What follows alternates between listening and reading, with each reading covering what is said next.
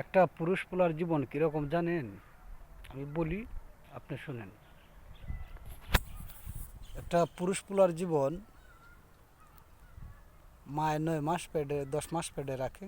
রাখার পরে মনে করেন যে এই 10টা মাস মায়ের অনেক কষ্ট হয়। তাতে আমি মারে শুরু করতেছি না। 10টা মাস পর থেকে শুরু হয় এই ছেলেটার জীবন সংগ্রাম। জীবন সংগ্রামটা যে শুরু হয় ওই বড় হইতে হইতে মনে করেন যে যখন 5 বছরের বাচ্চা হইবে তখন একটু মোটামুটি বুঝবে। এরপর থেকে শুরু হইব তার যুদ্ধগত সংগ্রাম। যুদ্ধগত সংগ্রামটা শুরু হইবে 20 বছর পরে পড়ালেখা করবে। যদি কপাল ভালো হয় ভালো একটা চাকরি হইবে, যদি কপাল খারাপ হয় তো কোনো চাকরি টাকরি হইবে না। কিন্তু ওর পিছনে অবদান থাকবে বাপের বেশি।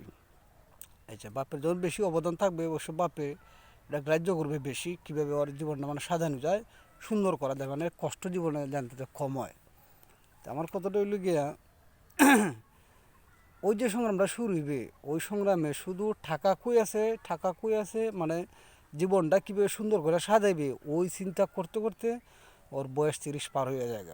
কিন্তু ভালোভাবে কোনো একটা কিছু মানে লাইফটা কীভাবে সুন্দর করে গড়বো বা কীভাবে খাড়াইবো ওটা বুঝতে পারে না। তো এই যে কথাটা কইতেছি এটা করার কারণ, অনেক ফ্যামিলিতে আছে অনেক দরিদ্র ঘরের পোলাপানরা মনে করেন যে টাকা লাগিয়া পিছনে মনে ঘুরতে লাইফটাকে মনে বরবাদ করে আইতেছে। তো এই যে বরবাদ করতেছে ওই কিন্তু চেষ্টা করতে কম করতেছে না। তো চেষ্টাটা করতে যে কম যে করতেছে না, চেষ্টা করতেছে মনে করেন যে জান ছাইরিয়া, জানের মায়া ছাইরিয়া, রাত নাই দিন নাই বান নাই তুফান নাই, মানে যে এমনি পারে অমনিতেই মানে ও চেষ্টা করতেছে রুজু করার, কিন্তু রুজু করতে পারতেছে না। কারণ একদিকে যদি রুজু করে অন্যদিকে এটা যাইতেছে কেলে গিয়া ওটা সীমিত রুজু করতে পারতেছে, অসীমিত রুজু করতে পারতেছে না। এই জন্য ওরে কেউ ভালো পায় না। কিন্তু কি একটা বারও ওর মনের কষ্টটা কেউ বুঝতে চায় না, যে ও কতটুকু কষ্টে আছে বা কীভাবে আছে, যে মনের যে একটা শান্তি ওই শান্তিটা পায় না। কিন্তু বিশেষ করে ছেলেরা বেশিরভাগ শান্তি খুঁজে মেয়েদের কাছে। একটা কথা মনে রাখেন, মেয়েদের কাছে শান্তি আছে ক্ষণিকের জন্য।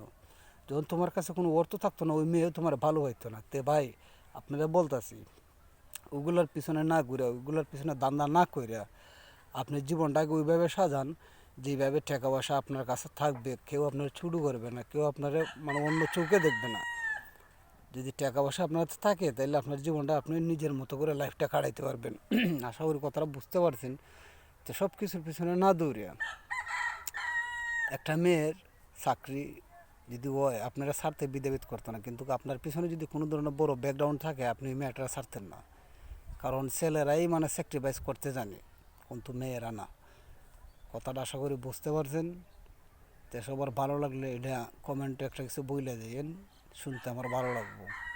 আশা করি কথাটা বুঝতে পারছেন। সবাই ভালো থাকবেন।